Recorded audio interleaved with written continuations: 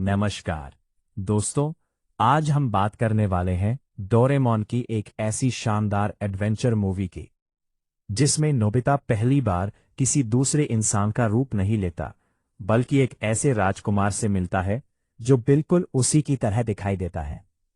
एक तरफ है हमारा नोबिता जो स्कूल, होमवर्क और डांट से परेशान रहता है, और दूसरी तरफ है प्रिंस टियो जो एक पूरे राज्य की जिम्मेदारी अपने कंधों पर लेकर जी रहा है। दोनों की शक्ल एक जैसी है, लेकिन उनकी जिंदगी जमीन आसमान से अलग है, और यही सिमिलैरिटी इस पूरी कहानी को एक बेहद मजेदार और इमोशनल एडवेंचर में बदल देती है। फिल्म का नाम है Doraemon, Nobita and the legend of the sun king, जिसे हिंदी दर्शक ये भी था नोबिता, वो भी था नोबिता जैसे नाम से भी पहचानते हैं। ये 2000 की साइंस फैंटेसी एडवेंचर फिल्म है और कहानी मायाना नाम के एक प्राचीन राज्य में शुरू होती है। शुरुआत में हमें एक रहस्यमयी और खतरनाक माहौल दिखाई देता है।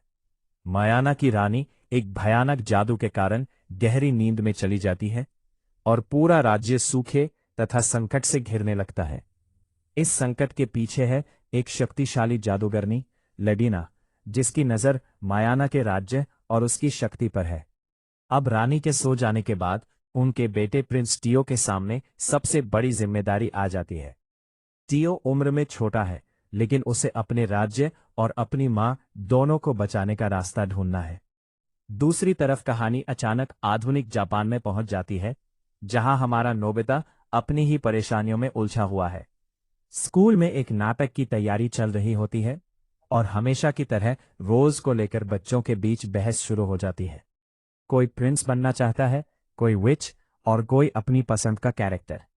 डोरेमोन भी अपने गैजेट्स की मदद से रिहर्सल को आसान बनाने की कोशिश करता है, लेकिन बच्चों की मस्ती और गैजेट्स का गलत इस्तेमाल सिचुएशन को उलझा देता है।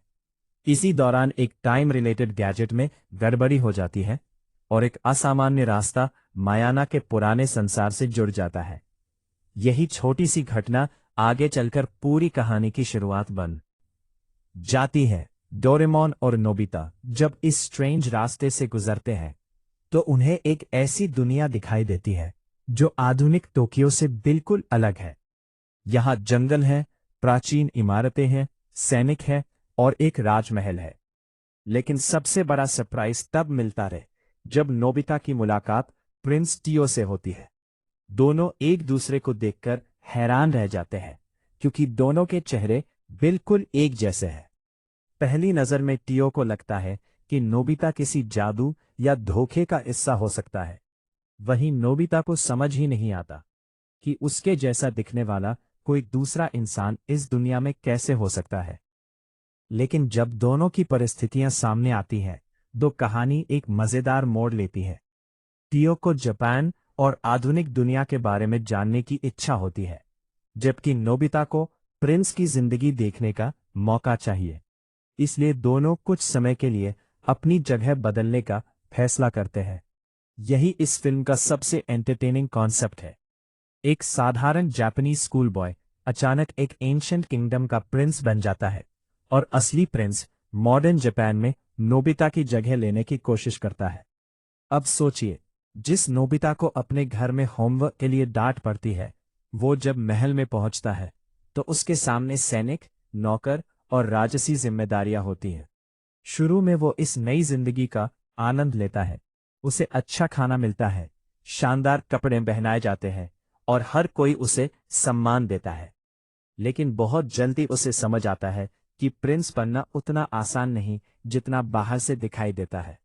दूसरी तरफ टियो को जापान की आधुनिक दुनिया बेहद अजीब लगती है।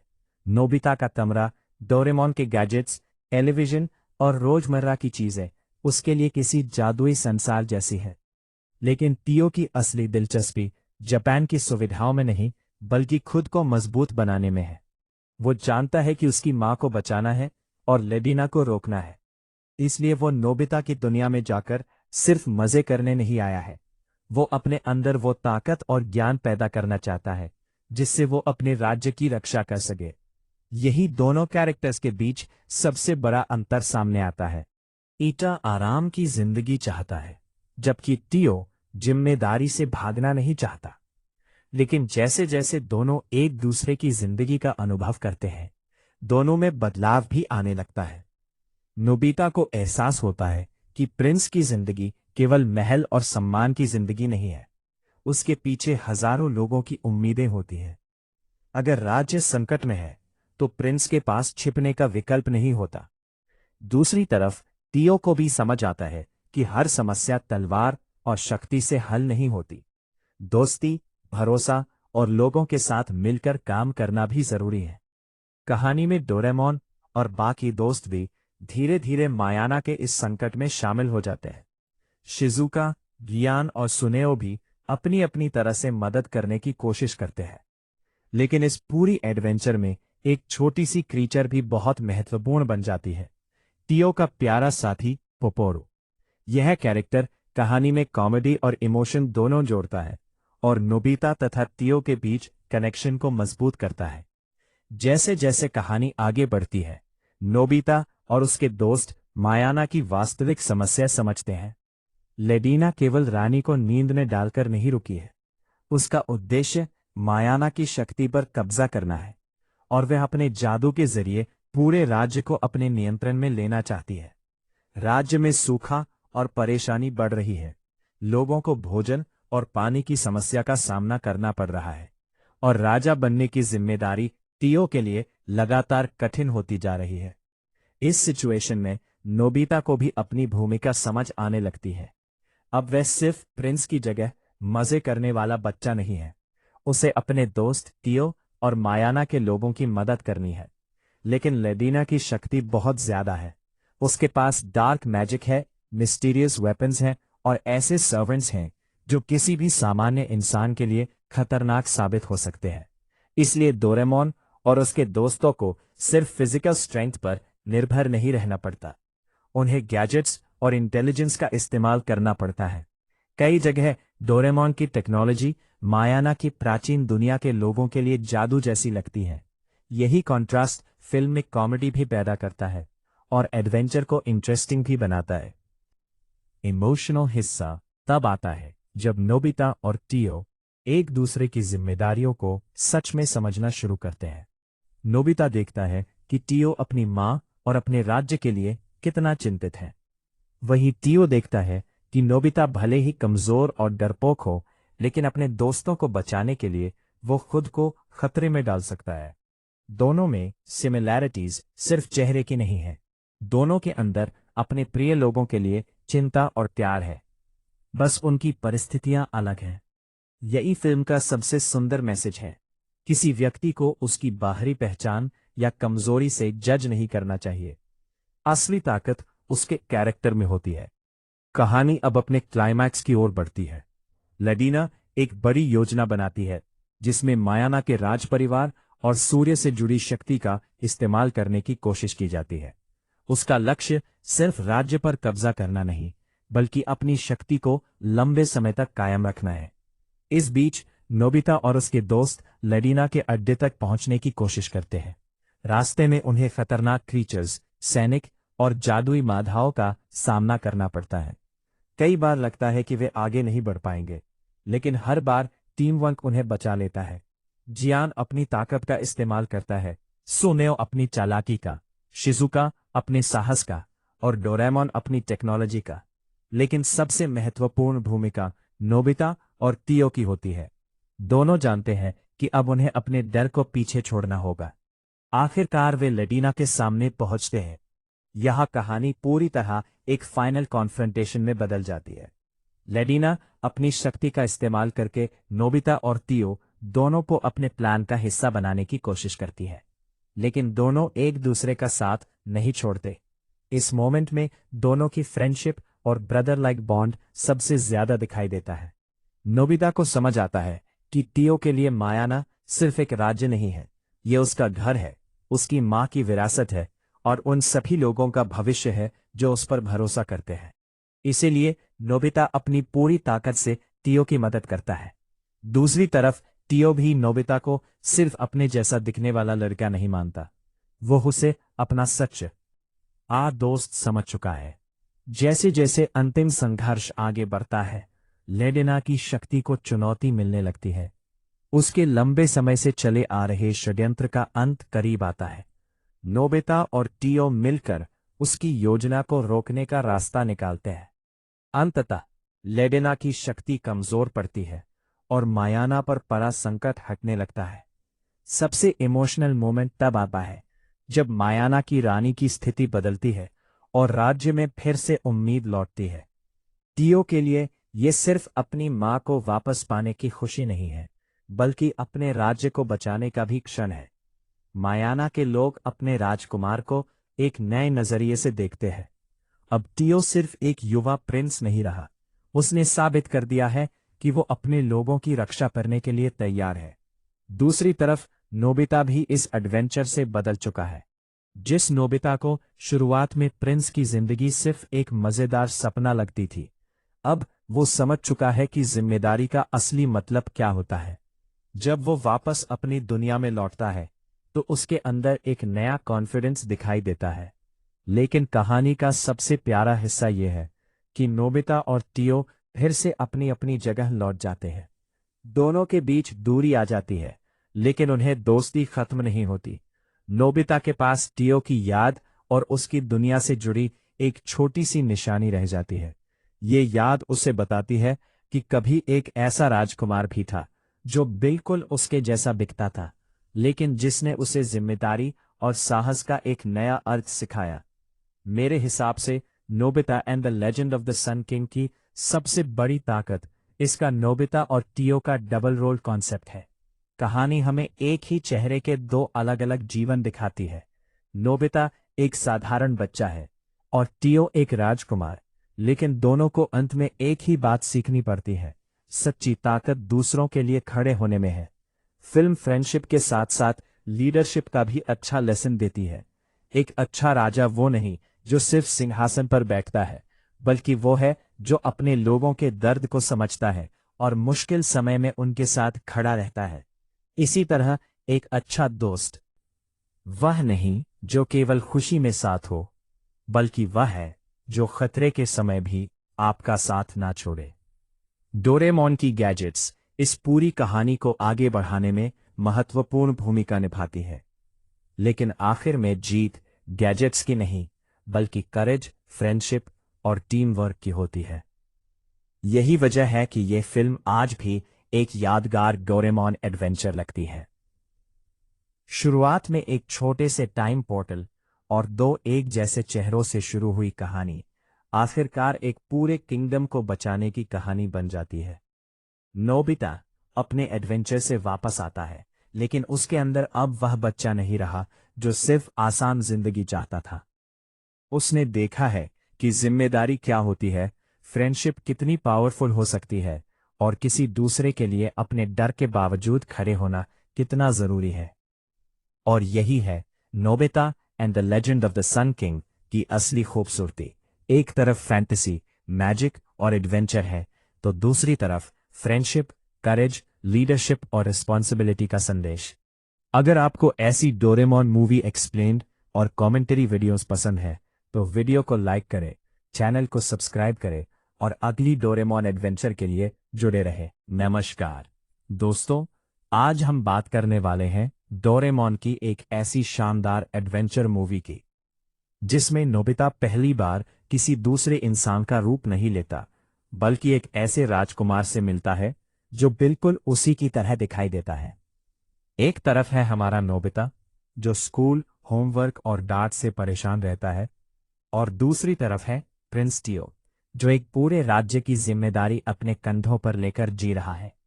दोनों की शक्ल एक जैसी है, लेकिन उनकी जिंदगी जमीन आसमान से अलग है, और यही सिमिलैरिटी इस पूरी कहानी को एक बेहद मजेदार और इमोशनल एडवेंचर में बदल देती है। फिल्म का नाम है Doraemon, Nobita and the legend of the sun king, जिसे हिंदी दर्शक ये भी था नोबिता, वो भी था नोबिता जैसे नाम से भी पहचानते हैं। ये 2000 की साइंस फैंटेसी एडवेंचर फिल्म है और कहानी मायाना नाम के एक प्राचीन राज्य में शुरू होती है। शुरुआत में हमें एक रहस्यमयी और खतरनाक माहौल दिखाई देता है।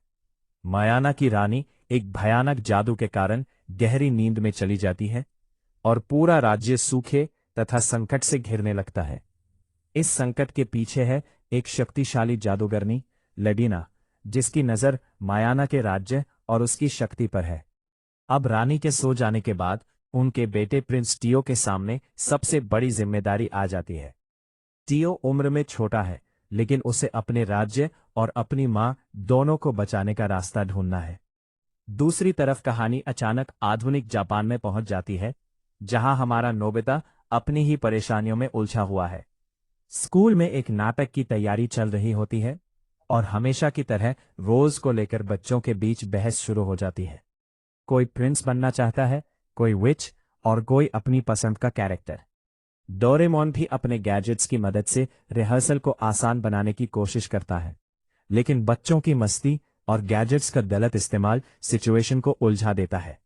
इसी दौरान एक टाइम रिलेटेड गैजेट में गड़बड़ी हो जाती है और एक असामान्य रास्ता मायाना के पुराने संसार से जुड़ जाता है। यही छोटी सी घटना आगे चलकर पूरी कहानी की शुरुआत बन जाती है। डोरेमोन और नोबिता जब इस स्ट्रेंज रास्ते से गुजरते हैं तो उन्हें एक ऐसी दुनिया दिखाई देती है जो आधुनिक टोक्यो से बिल्कुल अलग है। यहाँ जंगल है, प्राचीन इमारतें हैं, सैनिक है और एक राजमहल है। लेकिन सबसे बड़ा सरप्राइज तब मिलता है जब नोबिता की मुलाकात प्रिंस टियो से होती है। दोनों एक दूसरे को देखकर हैरान रह जाते हैं, क्योंकि दोनों के चेहरे बिल्कुल एक जैसे हैं। पहली नजर में टियो को लगता है कि नोबिता किसी जादू या धोखे का हिस्सा हो सकता है। वहीं नोबिता को समझ ही नहीं आता कि उसके जैसा दिखने वाला कोई दूसरा इंसान इस दुनिया में कैसे हो सकता है। लेकिन जब दोनों की परिस्थितियां सामने आती हैं, तो कहानी एक मजेदार मोड़ लेती है। टियो को जापान और आधुनिक दुनिया के बारे में जानने की इच्छा होती है, जबकि नोबिता को प्रिंस की जिंदगी देखने का मौका चाहिए। इसलिए दोनों कुछ समय के लिए अपनी जगह बदलने का फैसला करते हैं। यही इस फिल्म का सबसे एंटरटेनिंग कॉन्सेप्ट है। एक साधारण जापानीज स्कूल बॉय अचानक एक एंशिएंट किंगडम का प्रिंस बन जाता है और असली प्रिंस मॉडर्न जापान में नोबिता की जगह लेने की कोशिश करता है। अब सोचिए, जिस नोबिता को अपने घर में होमवर्क के लिए डांट पड़ती है, वो जब महल में पहुंचता है तो उसके सामने सैनिक, नौकर और राजसी जिम्मेदारियां होती हैं। शुरू में वो इस नई जिंदगी का आनंद लेता है। उसे अच्छा खाना मिलता है, शानदार कपड़े पहनाए जाते हैं और हर कोई उसे सम्मान देता है।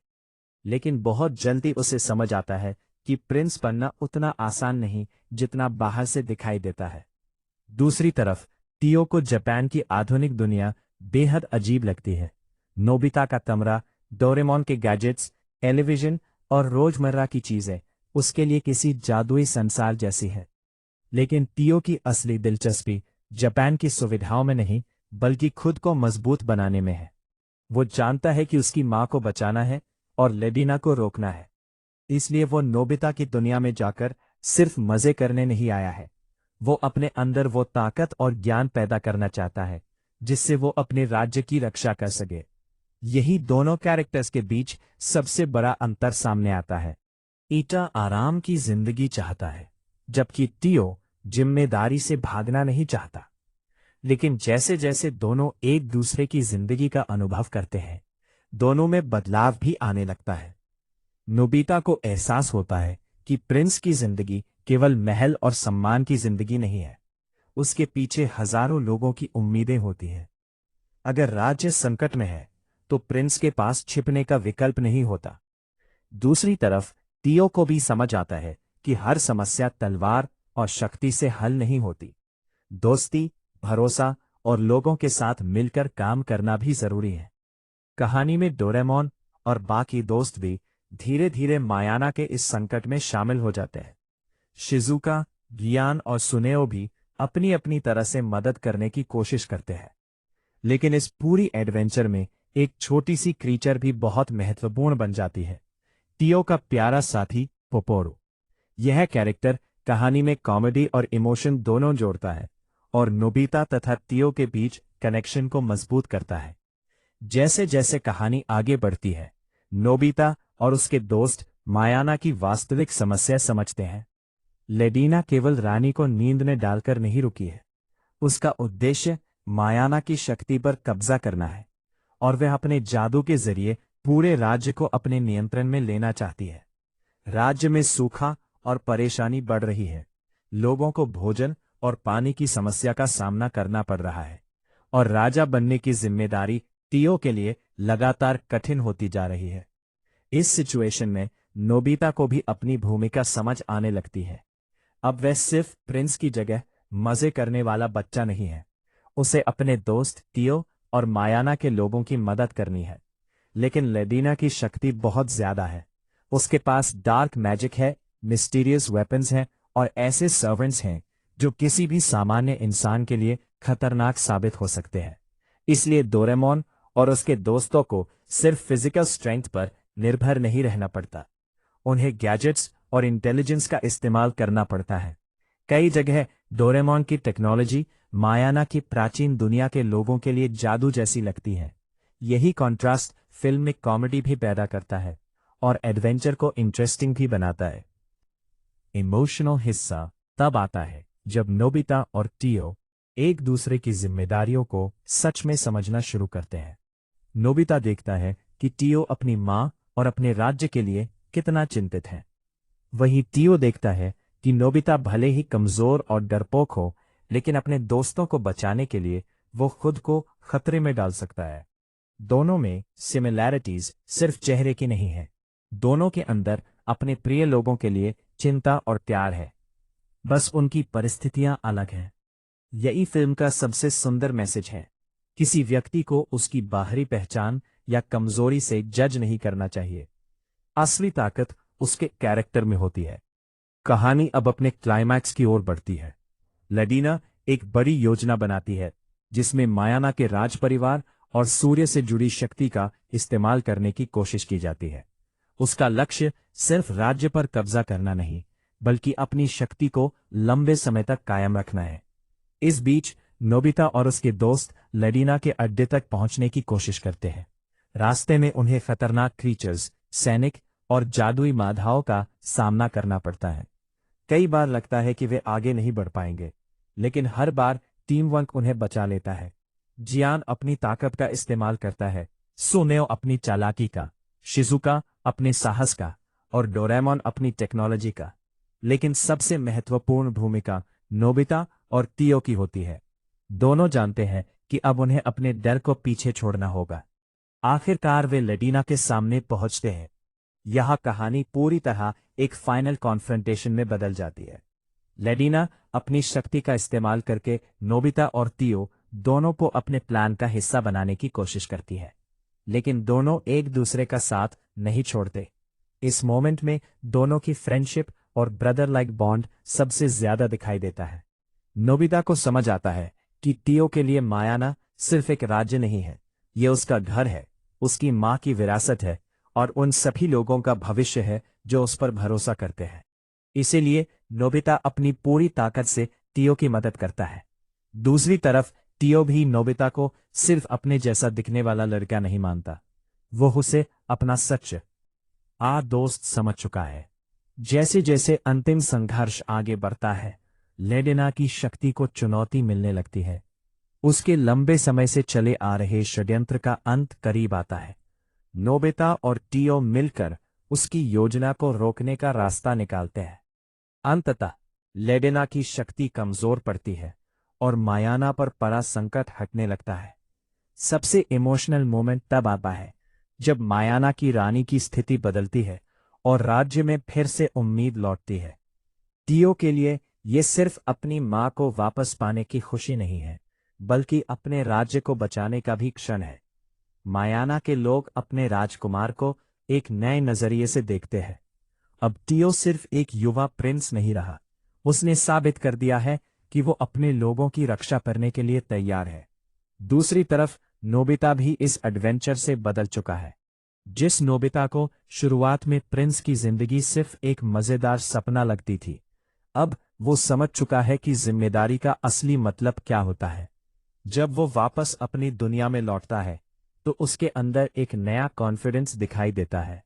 लेकिन कहानी का सबसे प्यारा हिस्सा ये है कि नोबिता और टीओ फिर से अपनी अपनी जगह लौट जाते हैं। दोनों के बीच दूरी आ जाती है, लेकिन उन्हें दोस्ती खत्म नहीं होती। नोबिता के पास टियो की याद और उसकी दुनिया से जुड़ी एक छोटी सी निशानी रह जाती है।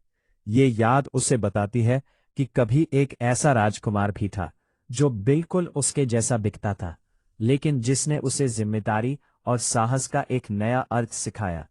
मेरे हिसाब से Nobita and the legend of the sun king की सबसे बड़ी ताकत इसका नोबिता और टियो का डबल रोल कॉन्सेप्ट है।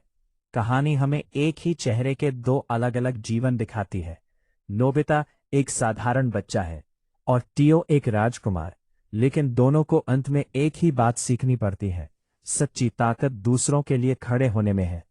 फिल्म फ्रेंडशिप के साथ साथ लीडरशिप का भी अच्छा लेसन देती है। एक अच्छा राजा वो नहीं जो सिर्फ सिंहासन पर बैठता है, बल्कि वो है जो अपने लोगों के दर्द को समझता है और मुश्किल समय में उनके साथ खड़ा रहता है। इसी तरह एक अच्छा दोस्त वह नहीं जो केवल खुशी में साथ हो, बल्कि वह है जो खतरे के समय भी आपका साथ ना छोड़े। डोरेमोन की गैजेट्स इस पूरी कहानी को आगे बढ़ाने में महत्वपूर्ण भूमिका निभाती है, लेकिन आखिर में जीत गैजेट्स की नहीं, बल्कि करेज, फ्रेंडशिप और टीम वर्क की होती है। यही वजह है कि यह फिल्म आज भी एक यादगार डोरेमोन एडवेंचर लगती है। शुरुआत में एक छोटे से टाइम पोर्टल और दो एक जैसे चेहरों से शुरू हुई कहानी आखिरकार एक पूरे किंगडम को बचाने की कहानी बन जाती है।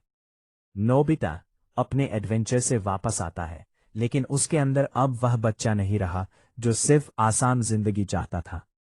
उसने देखा है कि जिम्मेदारी क्या होती है, फ्रेंडशिप कितनी पावरफुल हो सकती है और किसी दूसरे के लिए अपने डर के बावजूद खड़े होना कितना जरूरी है। और यही है Nobita and the legend of the sun king की असली खूबसूरती। एक तरफ फैंटेसी, मैजिक और एडवेंचर है, तो दूसरी तरफ फ्रेंडशिप, करेज, लीडरशिप और रिस्पॉन्सिबिलिटी का संदेश। अगर आपको ऐसी डोरेमोन मूवी एक्सप्लेन्ड और कमेंट्री वीडियोस पसंद है, तो वीडियो को लाइक करें, चैनल को सब्सक्राइब करें और अगली डोरेमोन एडवेंचर के लिए जुड़े रहे। नमस्कार दोस्तों, आज हम बात करने वाले हैं डोरेमोन की एक ऐसी शानदार एडवेंचर मूवी की, जिसमें नोबिता पहली बार किसी दूसरे इंसान का रूप नहीं लेता, बल्कि एक ऐसे राजकुमार से मिलता है जो बिल्कुल उसी की तरह दिखाई देता है। एक तरफ है हमारा नोबिता, जो स्कूल, होमवर्क और डांट से परेशान रहता है, और दूसरी तरफ है प्रिंस टियो, जो एक पूरे राज्य की जिम्मेदारी अपने कंधों पर लेकर जी रहा है। दोनों की शक्ल एक जैसी है, लेकिन उनकी जिंदगी जमीन आसमान से अलग है, और यही सिमिलैरिटी इस पूरी कहानी को एक बेहद मजेदार और इमोशनल एडवेंचर में बदल देती है। फिल्म का नाम है Doraemon, Nobita and the legend of the sun king, जिसे हिंदी दर्शक ये भी था नोबिता, वो भी था नोबिता जैसे नाम से भी पहचानते हैं। ये 2000 की साइंस फैंटेसी एडवेंचर फिल्म है और कहानी मायाना नाम के एक प्राचीन राज्य में शुरू होती है। शुरुआत में हमें एक रहस्यमयी और खतरनाक माहौल दिखाई देता है। मायाना की रानी एक भयानक जादू के कारण गहरी नींद में चली जाती है और पूरा राज्य सूखे तथा संकट से घिरने लगता है। इस संकट के पीछे है एक शक्तिशाली जादूगरनी लेडिना, जिसकी नजर मायाना के राज्य और उसकी शक्ति पर है। अब रानी के सो जाने के बाद उनके बेटे प्रिंस टियो के सामने सबसे बड़ी जिम्मेदारी आ जाती है। टियो उम्र में छोटा है, लेकिन उसे अपने राज्य और अपनी मां दोनों को बचाने का रास्ता ढूंढना है। दूसरी तरफ कहानी अचानक आधुनिक जापान में पहुंच जाती है, जहां हमारा नोबिता अपनी ही परेशानियों में उलझा हुआ है। स्कूल में एक नाटक की तैयारी चल रही होती है और हमेशा की तरह रोज को लेकर बच्चों के बीच बहस शुरू हो जाती है। कोई प्रिंस बनना चाहता है, कोई विच और कोई अपनी पसंद का कैरेक्टर।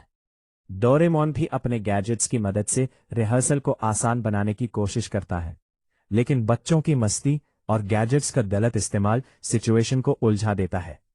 इसी दौरान एक टाइम रिलेटेड गैजेट में गड़बड़ी हो जाती है और एक असामान्य रास्ता मायाना के पुराने संसार से जुड़ जाता है। यही छोटी सी घटना आगे चलकर पूरी कहानी की शुरुआत बन जाती है। डोरेमोन और नोबिता जब इस स्ट्रेंज रास्ते से गुजरते हैं, तो उन्हें एक ऐसी दुनिया दिखाई देती है जो आधुनिक टोक्यो से बिल्कुल अलग है। यहाँ जंगल है, प्राचीन इमारतें हैं, सैनिक है और एक राजमहल है। लेकिन सबसे बड़ा सरप्राइज तब मिलता है जब नोबिता की मुलाकात प्रिंस टियो से होती है। दोनों एक दूसरे को देखकर हैरान रह जाते हैं क्योंकि दोनों के चेहरे बिल्कुल एक जैसे हैं। पहली नजर में टियो को लगता है कि नोबिता किसी जादू या धोखे का हिस्सा हो सकता है। वहीं नोबिता को समझ ही नहीं आता कि उसके जैसा दिखने वाला कोई दूसरा इंसान इस दुनिया में कैसे हो सकता है। लेकिन जब दोनों की परिस्थितियां सामने आती हैं, तो कहानी एक मजेदार मोड़ लेती है। टियो को जापान और आधुनिक दुनिया के बारे में जानने की इच्छा होती है, जबकि नोबिता को प्रिंस की जिंदगी देखने का मौका चाहिए। इसलिए दोनों कुछ समय के लिए अपनी जगह बदलने का फैसला करते हैं। यही इस फिल्म का सबसे एंटरटेनिंग कॉन्सेप्ट है। एक साधारण जापानीज स्कूल बॉय अचानक एक एंशिएंट किंगडम का प्रिंस बन जाता है और असली प्रिंस मॉडर्न जापान में नोबिता की जगह लेने की कोशिश करता है। अब सोचिए, जिस नोबिता को अपने घर में होमवर्क के लिए डांट पड़ती है, वो जब महल में पहुंचता है तो उसके सामने सैनिक, नौकर और राजसी जिम्मेदारियां होती हैं। शुरू में वो इस नई जिंदगी का आनंद लेता है। उसे अच्छा खाना मिलता है, शानदार कपड़े पहनाए जाते हैं और हर कोई उसे सम्मान देता है। लेकिन बहुत जल्दी उसे समझ आता है कि प्रिंस बनना उतना आसान नहीं जितना बाहर से दिखाई देता है। दूसरी तरफ टियो को जापान की आधुनिक दुनिया बेहद अजीब लगती है। नोबिता का कमरा, डोरेमोन के गैजेट्स, टेलीविजन और रोजमर्रा की चीजें उसके लिए किसी जादुई संसार जैसी है। लेकिन टियो की असली दिलचस्पी जापान की सुविधाओं में नहीं, बल्कि खुद को मजबूत बनाने में है। वो जानता है कि उसकी मां को बचाना है और लेडिना को रोकना है। इसलिए वो नोबिता की दुनिया में जाकर सिर्फ मजे करने नहीं आया है। वो अपने अंदर वो ताकत और ज्ञान पैदा करना चाहता है जिससे वो अपने राज्य की रक्षा कर सके। यही दोनों कैरेक्टर्स के बीच सबसे बड़ा अंतर सामने आता है। ईटा आराम की जिंदगी चाहता है, जबकि टियो जिम्मेदारी से भागना नहीं चाहता।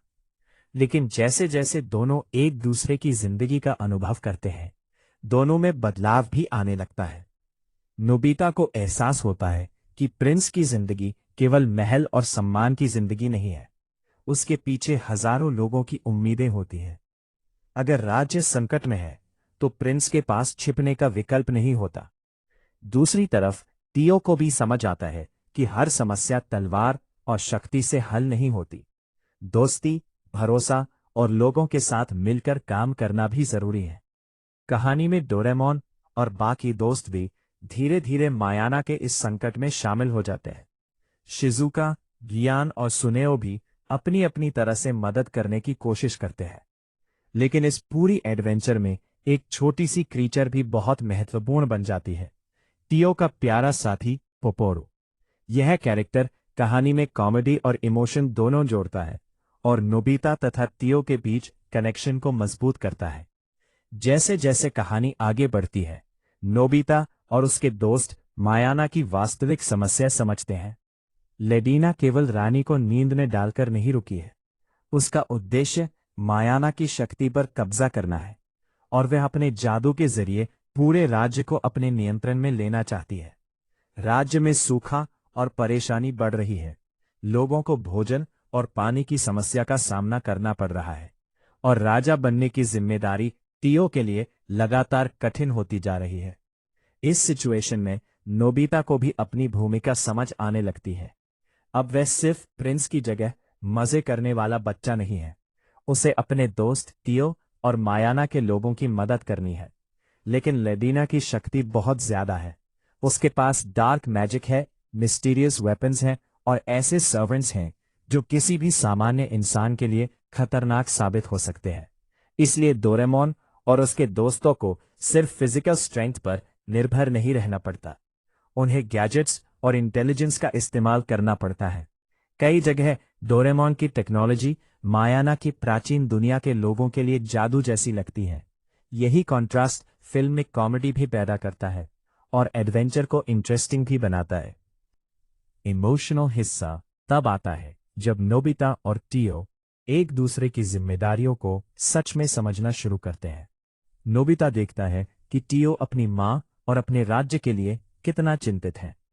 वहीं टीओ देखता है कि नोबिता भले ही कमजोर और डरपोक हो, लेकिन अपने दोस्तों को बचाने के लिए वो खुद को खतरे में डाल सकता है। दोनों में सिमिलैरिटीज सिर्फ चेहरे की नहीं है। दोनों के अंदर अपने प्रिय लोगों के लिए चिंता और प्यार है, बस उनकी परिस्थितियां अलग हैं। यही फिल्म का सबसे सुंदर मैसेज है। किसी व्यक्ति को उसकी बाहरी पहचान या कमजोरी से जज नहीं करना चाहिए। असली ताकत उसके कैरेक्टर में होती है। कहानी अब अपने क्लाइमैक्स की ओर बढ़ती है। लेडिना एक बड़ी योजना बनाती है, जिसमें मायाना के राज परिवार और सूर्य से जुड़ी शक्ति का इस्तेमाल करने की कोशिश की जाती है। उसका लक्ष्य सिर्फ राज्य पर कब्जा करना नहीं, बल्कि अपनी शक्ति को लंबे समय तक कायम रखना है। इस बीच नोबिता और उसके दोस्त लेडिना के अड्डे तक पहुंचने की कोशिश करते हैं। रास्ते में उन्हें खतरनाक क्रीचर्स, सैनिक और जादुई बाधाओं का सामना करना पड़ता है। कई बार लगता है कि वे आगे नहीं बढ़ पाएंगे, लेकिन हर बार टीम वर्क उन्हें बचा लेता है। जियान अपनी ताकत का इस्तेमाल करता है, सुनेओ अपनी चालाकी का, शिजुका अपने साहस का और डोरेमोन अपनी टेक्नोलॉजी का। लेकिन सबसे महत्वपूर्ण भूमिका नोबिता और टीओ की होती है। दोनों जानते हैं कि अब उन्हें अपने डर को पीछे छोड़ना होगा। आखिरकार वे लेडिना के सामने पहुंचते हैं। यह कहानी पूरी तरह एक फाइनल कॉन्फ्रंटेशन में बदल जाती है। लेडिना अपनी शक्ति का इस्तेमाल करके नोबिता और टीओ दोनों को अपने प्लान का हिस्सा बनाने की कोशिश करती है, लेकिन दोनों एक दूसरे का साथ नहीं छोड़ते। इस मोमेंट में दोनों की फ्रेंडशिप और ब्रदर लाइक बॉन्ड सबसे ज्यादा दिखाई देता है। नोबिता को समझ आता है कि टीओ के लिए मायाना सिर्फ एक राज्य नहीं है, ये उसका घर है, उसकी माँ की विरासत है और उन सभी लोगों का भविष्य है जो उस पर भरोसा करते हैं। इसीलिए नोबिता अपनी पूरी ताकत से टीओ की मदद करता है। दूसरी तरफ टीओ भी नोबिता को सिर्फ अपने जैसा दिखने वाला लड़का नहीं मानता, वो उसे अपना सच दोस्त समझ चुका है। जैसे जैसे अंतिम संघर्ष आगे बढ़ता है, लेडिना की शक्ति को चुनौती मिलने लगती है। उसके लंबे समय से चले आ रहे षड्यंत्र का अंत करीब आता है। नोबिता और टीओ मिलकर उसकी योजना को रोकने का रास्ता निकालते हैं। अंततः लेडिना की शक्ति कमजोर पड़ती है और मायाना पर पड़ा संकट हटने लगता है। सबसे इमोशनल मोमेंट तब आता है जब मायाना की रानी की स्थिति बदलती है और राज्य में फिर से उम्मीद लौटती है। टीओ के लिए ये सिर्फ अपनी मां को वापस पाने की खुशी नहीं है, बल्कि अपने राज्य को बचाने का भी क्षण है। मायाना के लोग अपने राजकुमार को एक नए नजरिए से देखते हैं। अब टीओ सिर्फ एक युवा प्रिंस नहीं रहा, उसने साबित कर दिया है कि वो अपने लोगों की रक्षा करने के लिए तैयार है। दूसरी तरफ नोबिता भी इस एडवेंचर से बदल चुका है। जिस नोबिता को शुरुआत में प्रिंस की जिंदगी सिर्फ एक मजेदार सपना लगती थी, अब वो समझ चुका है कि जिम्मेदारी का असली मतलब क्या होता है। जब वो वापस अपनी दुनिया में लौटता है तो उसके अंदर एक नया कॉन्फिडेंस दिखाई देता है। लेकिन कहानी का सबसे प्यारा हिस्सा यह है कि नोबिता और टीओ फिर से अपनी अपनी जगह लौट जाते हैं। दोनों के बीच दूरी आ जाती है, लेकिन उन्हें दोस्ती खत्म नहीं होती। नोबिता के पास टीओ की याद और उसकी दुनिया से जुड़ी एक छोटी सी निशानी रह जाती है। ये याद उसे बताती है कि कभी एक ऐसा राजकुमार भी था जो बिल्कुल उसके जैसा दिखता था, लेकिन जिसने उसे जिम्मेदारी और साहस का एक नया अर्थ सिखाया। मेरे हिसाब से Nobita and the legend of the sun king की सबसे बड़ी ताकत इसका नोबिता और टीओ का डबल रोल कॉन्सेप्ट है। कहानी हमें एक ही चेहरे के दो अलग अलग जीवन दिखाती है। नोबिता एक साधारण बच्चा है और टीओ एक राजकुमार, लेकिन दोनों को अंत में एक ही बात सीखनी पड़ती है, सच्ची ताकत दूसरों के लिए खड़े होने में है। फिल्म फ्रेंडशिप के साथ साथ लीडरशिप का भी अच्छा लेसन देती है। एक अच्छा राजा वो नहीं जो सिर्फ सिंहासन पर बैठता है, बल्कि वो है जो अपने लोगों के दर्द को समझता है और मुश्किल समय में उनके साथ खड़ा रहता है। इसी तरह एक अच्छा दोस्त वह नहीं जो केवल खुशी में साथ हो, बल्कि वह है जो खतरे के समय भी आपका साथ ना छोड़े। डोरेमोन की गैजेट्स इस पूरी कहानी को आगे बढ़ाने में महत्वपूर्ण भूमिका निभाती है। लेकिन आखिर में जीत गैजेट्स की नहीं, बल्कि करेज, फ्रेंडशिप और टीम वर्क की होती है। यही वजह है कि यह फिल्म आज भी एक यादगार डोरेमोन एडवेंचर लगती है। शुरुआत में एक छोटे से टाइम पोर्टल और दो एक जैसे चेहरों से शुरू हुई कहानी आखिरकार एक पूरे किंगडम को बचाने की कहानी बन जाती है। नोबिता अपने एडवेंचर से वापस आता है, लेकिन उसके अंदर अब वह बच्चा नहीं रहा जो सिर्फ आसान जिंदगी चाहता था। उसने देखा है कि जिम्मेदारी क्या होती है, फ्रेंडशिप कितनी पावरफुल हो सकती है और किसी दूसरे के लिए अपने डर के बावजूद खड़े होना कितना जरूरी है। और यही है Nobita and the legend of the sun king की असली खूबसूरती। एक तरफ फैंटेसी, मैजिक और एडवेंचर है, तो दूसरी तरफ फ्रेंडशिप, करेज, लीडरशिप और रिस्पॉन्सिबिलिटी का संदेश। अगर आपको ऐसी डोरेमोन मूवी एक्सप्लेन्ड और कमेंट्री वीडियोस पसंद है तो वीडियो को लाइक करें, चैनल को सब्सक्राइब करें और अगली डोरेमोन एडवेंचर के लिए जुड़े रहे। नमस्कार दोस्तों, आज हम बात करने वाले हैं डोरेमोन की एक ऐसी शानदार एडवेंचर मूवी की जिसमें नोबिता पहली बार किसी दूसरे इंसान का रूप नहीं लेता, बल्कि एक ऐसे राजकुमार से मिलता है जो बिल्कुल उसी की तरह दिखाई देता है। एक तरफ है हमारा नोबिता जो स्कूल, होमवर्क और डांट से परेशान रहता है, और दूसरी तरफ है प्रिंस टियो जो एक पूरे राज्य की जिम्मेदारी अपने कंधों पर लेकर जी रहा है। दोनों की शक्ल एक जैसी है, लेकिन उनकी जिंदगी जमीन आसमान से अलग है, और यही सिमिलैरिटी इस पूरी कहानी को एक बेहद मजेदार और इमोशनल एडवेंचर में बदल देती है। फिल्म का नाम है Doraemon, Nobita and the legend of the sun king, जिसे हिंदी दर्शक ये भी था नोबिता, वो भी था नोबिता जैसे नाम से भी पहचानते हैं। ये 2000 की साइंस फैंटेसी एडवेंचर फिल्म है और कहानी मायाना नाम के एक प्राचीन राज्य में शुरू होती है। शुरुआत में हमें एक रहस्यमयी और खतरनाक माहौल दिखाई देता है।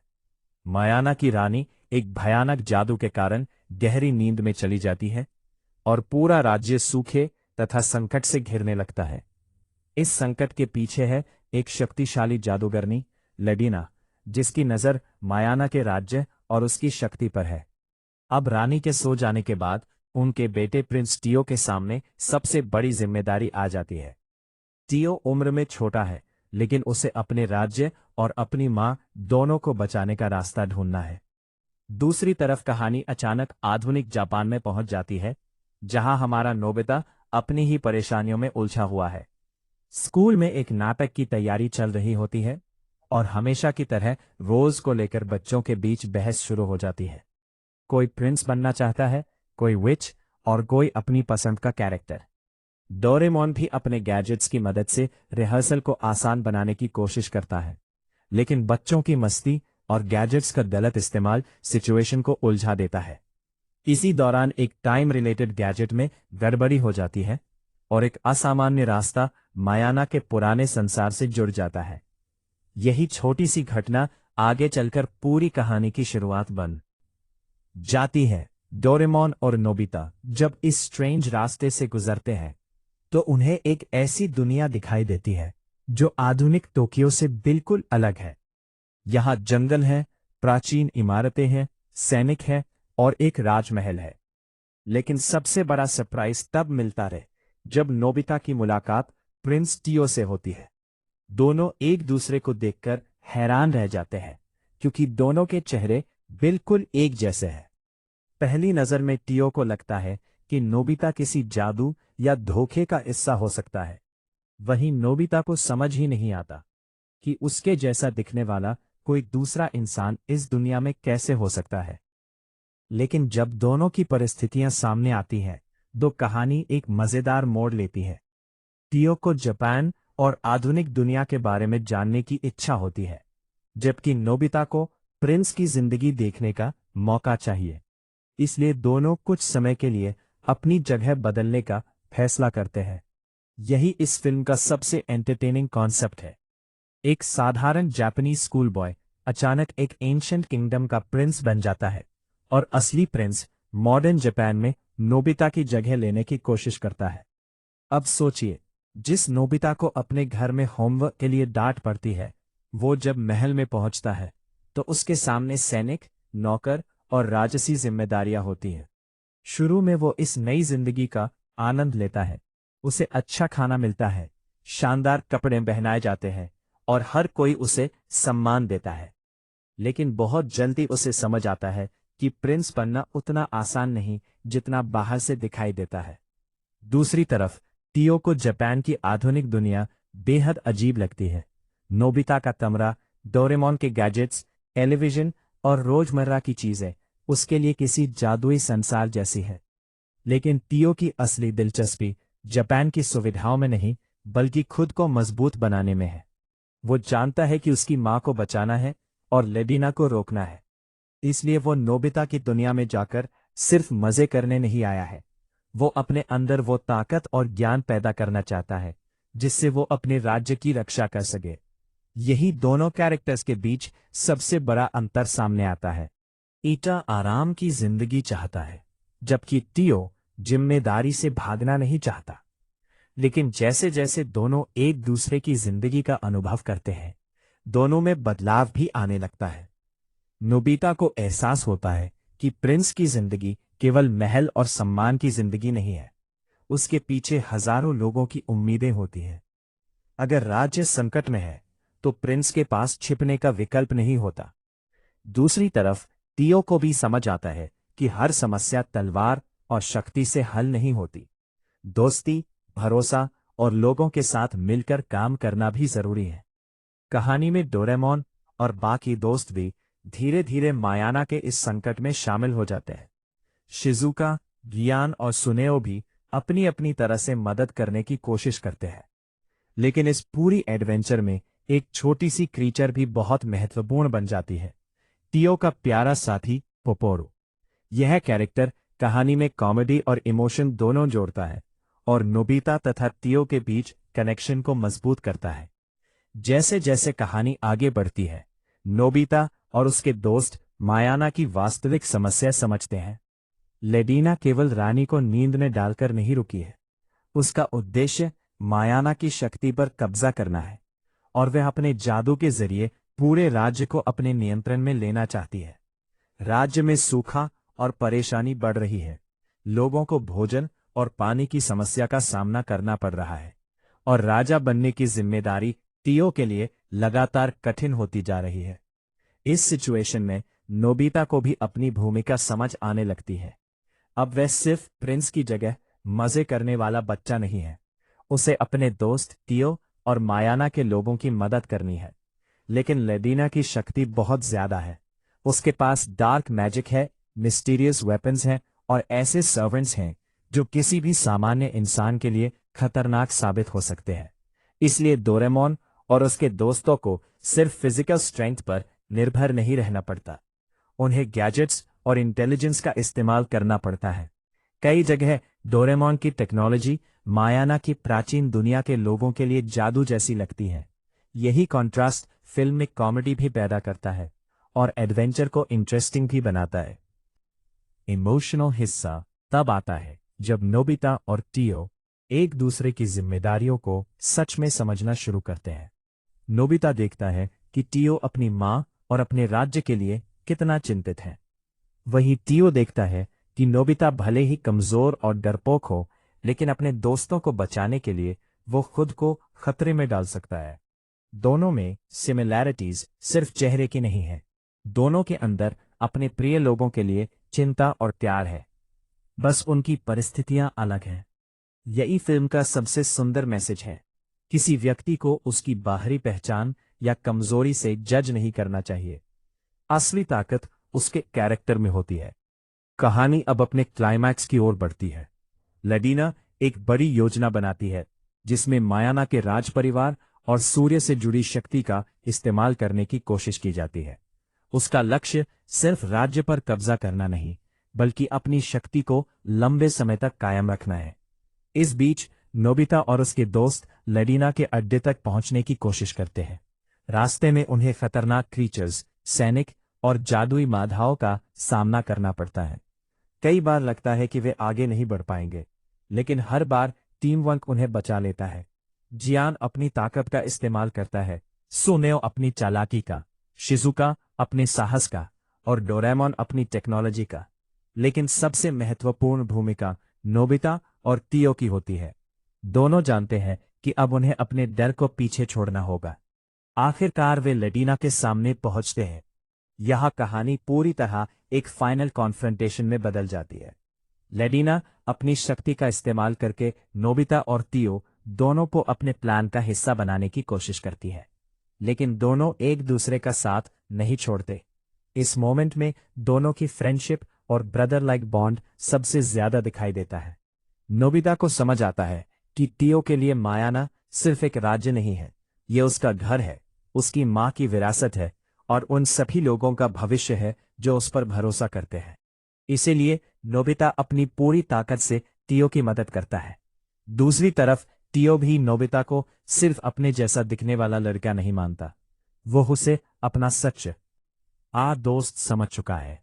जैसे जैसे अंतिम संघर्ष आगे बढ़ता है, लेडिना की शक्ति को चुनौती मिलने लगती है। उसके लंबे समय से चले आ रहे षड्यंत्र का अंत करीब आता है। नोबिता और तियो मिलकर उसकी योजना को रोकने का रास्ता निकालते हैं। अंततः लेडिना की शक्ति कमजोर पड़ती है और मायाना पर पड़ा संकट हटने लगता है। सबसे इमोशनल मोमेंट तब आता है जब मायाना की रानी की स्थिति बदलती है और राज्य में फिर से उम्मीद लौटती है। तियो के लिए ये सिर्फ अपनी मां को वापस पाने की खुशी नहीं है, बल्कि अपने राज्य को बचाने का भी क्षण है। मायाना के लोग अपने राजकुमार को एक नए नजरिए से देखते हैं। अब तियो सिर्फ एक युवा प्रिंस नहीं रहा, उसने साबित कर दिया है कि वो अपने लोगों की रक्षा करने के लिए तैयार है। दूसरी तरफ नोबिता भी इस एडवेंचर से बदल चुका है। जिस नोबिता को शुरुआत में प्रिंस की जिंदगी सिर्फ एक मजेदार सपना लगती थी, अब वो समझ चुका है कि जिम्मेदारी का असली मतलब क्या होता है। जब वो वापस अपनी दुनिया में लौटता है तो उसके अंदर एक नया कॉन्फिडेंस दिखाई देता है। लेकिन कहानी का सबसे प्यारा हिस्सा यह है कि नोबिता और तियो फिर से अपनी अपनी जगह लौट जाते हैं। दोनों के बीच दूरी आ जाती है, लेकिन उन्हें दोस्ती खत्म नहीं होती। नोबिता के पास तियो की याद और उसकी दुनिया से जुड़ी एक छोटी सी निशानी रह जाती है।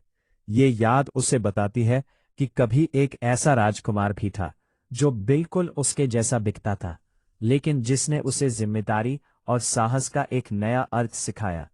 मेरे हिसाब से Nobita and the legend of the sun king की सबसे बड़ी ताकत इसका नोबिता और तियो का डबल रोल कॉन्सेप्ट है। कहानी हमें एक ही चेहरे के दो अलग अलग जीवन दिखाती है।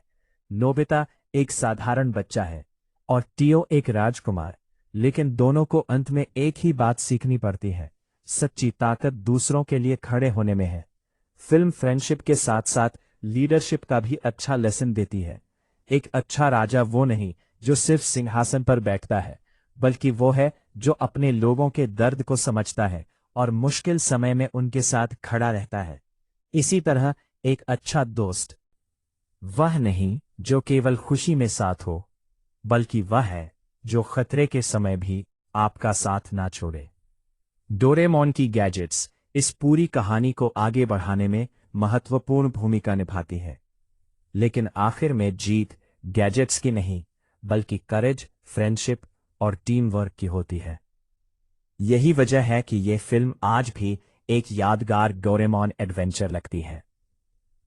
शुरुआत में एक छोटे से टाइम पोर्टल और दो एक जैसे चेहरों से शुरू हुई कहानी आखिरकार एक पूरे किंगडम को बचाने की कहानी बन जाती है। नोबिता अपने एडवेंचर से वापस आता है, लेकिन उसके अंदर अब वह बच्चा नहीं रहा जो सिर्फ आसान जिंदगी चाहता था। उसने देखा है कि जिम्मेदारी क्या होती है, फ्रेंडशिप कितनी पावरफुल हो सकती है और किसी दूसरे के लिए अपने डर के बावजूद खड़े होना कितना जरूरी है। और यही है Nobita and the legend of the sun king की असली खूबसूरती। एक तरफ फैंटेसी, मैजिक और एडवेंचर है, तो दूसरी तरफ फ्रेंडशिप, करेज, लीडरशिप और रिस्पॉन्सिबिलिटी का संदेश। अगर आपको ऐसी डोरेमोन मूवी एक्सप्लेन्ड और कमेंट्री वीडियोस पसंद है तो वीडियो को लाइक करें, चैनल को सब्सक्राइब करें और अगली डोरेमोन एडवेंचर के लिए जुड़े रहें। नमस्कार दोस्तों, आज हम बात करने वाले हैं डोरेमोन की एक ऐसी शानदार एडवेंचर मूवी की जिसमें नोबिता पहली बार किसी दूसरे इंसान का रूप नहीं लेता, बल्कि एक ऐसे राजकुमार से मिलता है जो बिल्कुल उसी की तरह दिखाई देता है। एक तरफ है हमारा नोबिता, जो स्कूल, होमवर्क और डांट से परेशान रहता है, और दूसरी तरफ है प्रिंस टियो, जो एक पूरे राज्य की जिम्मेदारी अपने कंधों पर लेकर जी रहा है। दोनों की शक्ल एक जैसी है, लेकिन उनकी जिंदगी जमीन आसमान से अलग है, और यही सिमिलैरिटी इस पूरी कहानी को एक बेहद मजेदार और इमोशनल एडवेंचर में बदल देती है। फिल्म का नाम है Doraemon, Nobita and the legend of the sun king, जिसे हिंदी दर्शक ये भी था नोबिता, वो भी था नोबिता जैसे नाम से भी पहचानते हैं। ये 2000 की साइंस फैंटेसी एडवेंचर फिल्म है और कहानी मायाना नाम के एक प्राचीन राज्य में शुरू होती है। शुरुआत में हमें एक रहस्यमयी और खतरनाक माहौल दिखाई देता है। मायाना की रानी एक भयानक जादू के कारण गहरी नींद में चली जाती है और पूरा राज्य सूखे तथा संकट से घिरने लगता है। इस संकट के पीछे है एक शक्तिशाली जादूगरनी लेडिना, जिसकी नजर मायाना के राज्य और उसकी शक्ति पर है। अब रानी के सो जाने के बाद उनके बेटे प्रिंस टियो के सामने सबसे बड़ी जिम्मेदारी आ जाती है। टियो उम्र में छोटा है, लेकिन उसे अपने राज्य और अपनी मां दोनों को बचाने का रास्ता ढूंढना है। दूसरी तरफ कहानी अचानक आधुनिक जापान में पहुंच जाती है, जहां हमारा नोबिता अपनी ही परेशानियों में उलझा हुआ है। स्कूल में एक नाटक की तैयारी चल रही होती है और हमेशा की तरह रोज को लेकर बच्चों के बीच बहस शुरू हो जाती है। कोई प्रिंस बनना चाहता है, कोई विच और कोई अपनी पसंद का कैरेक्टर। डोरेमोन भी अपने गैजेट्स की मदद से रिहर्सल को आसान बनाने की कोशिश करता है, लेकिन बच्चों की मस्ती और गैजेट्स का गलत इस्तेमाल सिचुएशन को उलझा देता है। इसी दौरान एक टाइम रिलेटेड गैजेट में गड़बड़ी हो जाती है और एक असामान्य रास्ता मायाना के पुराने संसार से जुड़ जाता है। यही छोटी सी घटना आगे चलकर पूरी कहानी की शुरुआत बन जाती है। डोरेमोन और नोबिता जब इस स्ट्रेंज रास्ते से गुजरते हैं तो उन्हें एक ऐसी दुनिया दिखाई देती है जो आधुनिक टोक्यो से बिल्कुल अलग है। यहाँ जंगल है, प्राचीन इमारतें हैं, सैनिक है और एक राजमहल है। लेकिन सबसे बड़ा सरप्राइज तब मिलता है जब नोबिता की मुलाकात प्रिंस टियो से होती है। दोनों एक दूसरे को देखकर हैरान रह जाते हैं, क्योंकि दोनों के चेहरे बिल्कुल एक जैसे हैं। पहली नजर में टियो को लगता है कि नोबिता किसी जादू या धोखे का हिस्सा हो सकता है। वहीं नोबिता को समझ ही नहीं आता कि उसके जैसा दिखने वाला कोई दूसरा इंसान इस दुनिया में कैसे हो सकता है। लेकिन जब दोनों की परिस्थितियां सामने आती हैं, तो कहानी एक मजेदार मोड़ लेती है। टियो को जापान और आधुनिक दुनिया के बारे में जानने की इच्छा होती है, जबकि नोबिता को प्रिंस की जिंदगी देखने का मौका चाहिए। इसलिए दोनों कुछ समय के लिए अपनी जगह बदलने का फैसला करते हैं। यही इस फिल्म का सबसे एंटरटेनिंग कॉन्सेप्ट है। एक साधारण जापानीज स्कूल बॉय अचानक एक एंशिएंट किंगडम का प्रिंस बन जाता है और असली प्रिंस मॉडर्न जापान में नोबिता की जगह लेने की कोशिश करता है। अब सोचिए, जिस नोबिता को अपने घर में होमवर्क के लिए डांट पड़ती है, वो जब महल में पहुंचता है तो उसके सामने सैनिक, नौकर और राजसी जिम्मेदारियां होती हैं। शुरू में वो इस नई जिंदगी का आनंद लेता है। उसे अच्छा खाना मिलता है, शानदार कपड़े पहनाए जाते हैं और हर कोई उसे सम्मान देता है। लेकिन बहुत जल्दी उसे समझ आता है कि प्रिंस बनना उतना आसान नहीं जितना बाहर से दिखाई देता है। दूसरी तरफ टियो को जापान की आधुनिक दुनिया बेहद अजीब लगती है। नोबिता का कमरा, डोरेमोन के गैजेट्स, टेलीविजन और रोजमर्रा की चीजें उसके लिए किसी जादुई संसार जैसी है। लेकिन टियो की असली दिलचस्पी जापान की सुविधाओं में नहीं, बल्कि खुद को मजबूत बनाने में है। वो जानता है कि उसकी मां को बचाना है और लेडिना को रोकना है। इसलिए वो नोबिता की दुनिया में जाकर सिर्फ मजे करने नहीं आया है। वो अपने अंदर वो ताकत और ज्ञान पैदा करना चाहता है जिससे वो अपने राज्य की रक्षा कर सके। यही दोनों कैरेक्टर्स के बीच सबसे बड़ा अंतर सामने आता है। ईटा आराम की जिंदगी चाहता है, जबकि टियो जिम्मेदारी से भागना नहीं चाहता। लेकिन जैसे जैसे दोनों एक दूसरे की जिंदगी का अनुभव करते हैं, दोनों में बदलाव भी आने लगता है। नोबिता को एहसास होता है कि प्रिंस की जिंदगी केवल महल और सम्मान की जिंदगी नहीं है। उसके पीछे हजारों लोगों की उम्मीदें होती हैं। अगर राज्य संकट में है तो प्रिंस के पास छिपने का विकल्प नहीं होता। दूसरी तरफ टियो को भी समझ आता है कि हर समस्या तलवार और शक्ति से हल नहीं होती। दोस्ती, भरोसा और लोगों के साथ मिलकर काम करना भी जरूरी है। कहानी में डोरेमोन और बाकी दोस्त भी धीरे धीरे मायाना के इस संकट में शामिल हो जाते हैं। शिजुका, गियान और सुनेओ भी अपनी अपनी तरह से मदद करने की कोशिश करते हैं।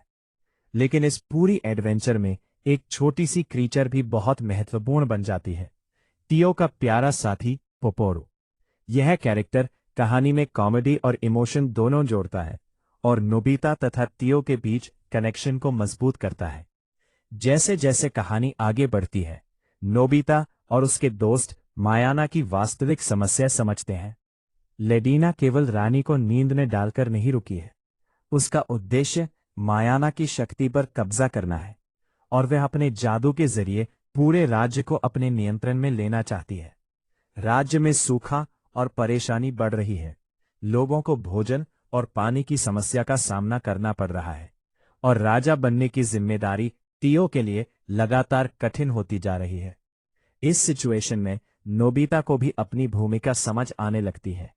अब वह सिर्फ प्रिंस की जगह मजे करने वाला बच्चा नहीं है। उसे अपने दोस्त टियो और मायाना के लोगों की मदद करनी है। लेकिन लेडीना की शक्ति बहुत ज्यादा है। उसके पास डार्क मैजिक है, मिस्टीरियस वेपन्स हैं और ऐसे सर्वेंट्स हैं जो किसी भी सामान्य इंसान के लिए खतरनाक साबित हो सकते हैं।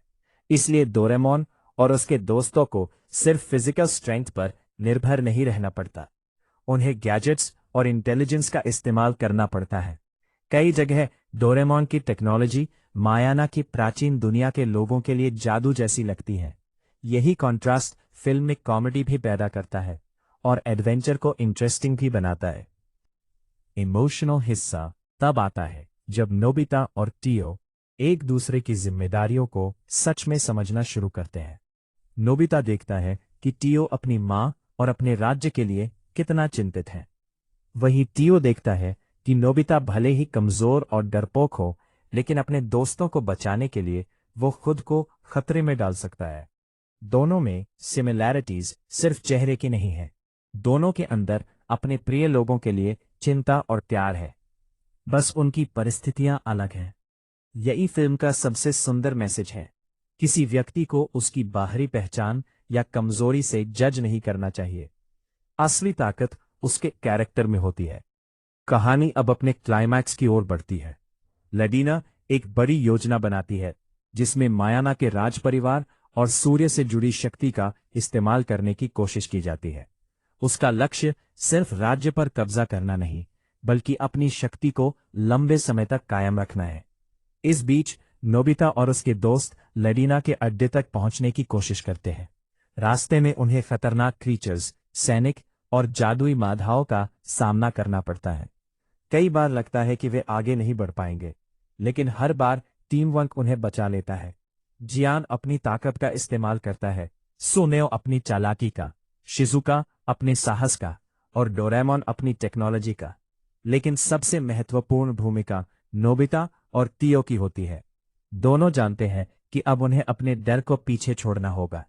आखिरकार वे लेडीना के सामने पहुंचते हैं। यह कहानी पूरी तरह एक फाइनल कॉन्फ्रंटेशन में बदल जाती है। लेडीना अपनी शक्ति का इस्तेमाल करके नोबिता और टियो दोनों को अपने प्लान का हिस्सा बनाने की कोशिश करती है, लेकिन दोनों एक दूसरे का साथ नहीं छोड़ते। इस मोमेंट में दोनों की फ्रेंडशिप और ब्रदर लाइक बॉन्ड सबसे ज्यादा दिखाई देता है। नोबिता को समझ आता है कि टियो के लिए मायाना सिर्फ एक राज्य नहीं है, ये उसका घर है, उसकी मां की विरासत है और उन सभी लोगों का भविष्य है जो उस पर भरोसा करते हैं। इसीलिए नोबिता अपनी पूरी ताकत से टियो की मदद करता है। दूसरी तरफ टियो भी नोबिता को सिर्फ अपने जैसा दिखने वाला लड़का नहीं मानता, वो उसे अपना सच दोस्त समझ चुका है। जैसे जैसे अंतिम संघर्ष आगे बढ़ता है, लेडिना की शक्ति को चुनौती मिलने लगती है। उसके लंबे समय से चले आ रहे षड्यंत्र का अंत करीब आता है। नोबिता और टीओ मिलकर उसकी योजना को रोकने का रास्ता निकालते हैं। अंततः लेडेना की शक्ति कमजोर पड़ती है और मायाना पर पड़ा संकट हटने लगता है। सबसे इमोशनल मोमेंट तब आता है जब मायाना की रानी की स्थिति बदलती है और राज्य में फिर से उम्मीद लौटती है। टीओ के लिए ये सिर्फ अपनी मां को वापस पाने की खुशी नहीं है, बल्कि अपने राज्य को बचाने का भी क्षण है। मायाना के लोग अपने राजकुमार को एक नए नजरिए से देखते हैं। अब टीओ सिर्फ एक युवा प्रिंस नहीं रहा, उसने साबित कर दिया है कि वो अपने लोगों की रक्षा करने के लिए तैयार है। दूसरी तरफ नोबिता भी इस एडवेंचर से बदल चुका है। जिस नोबिता को शुरुआत में प्रिंस की जिंदगी सिर्फ एक मजेदार सपना लगती थी, अब वो समझ चुका है कि जिम्मेदारी का असली मतलब क्या होता है। जब वो वापस अपनी दुनिया में लौटता है तो उसके अंदर एक नया कॉन्फिडेंस दिखाई देता है। लेकिन कहानी का सबसे प्यारा हिस्सा यह है कि नोबिता और टीओ फिर से अपनी अपनी जगह लौट जाते हैं। दोनों के बीच दूरी आ जाती है, लेकिन उन्हें दोस्ती खत्म नहीं होती। नोबिता के पास टीओ की याद और उसकी दुनिया से जुड़ी एक छोटी सी निशानी रह जाती है। ये याद उसे बताती है कि कभी एक ऐसा राजकुमार भी था जो बिल्कुल उसके जैसा दिखता था, लेकिन जिसने उसे जिम्मेदारी और साहस का एक नया अर्थ सिखाया। मेरे हिसाब से Nobita and the legend of the sun king की सबसे बड़ी ताकत इसका नोबिता और टीओ का डबल रोल कॉन्सेप्ट है। कहानी हमें एक ही चेहरे के दो अलग अलग जीवन दिखाती है।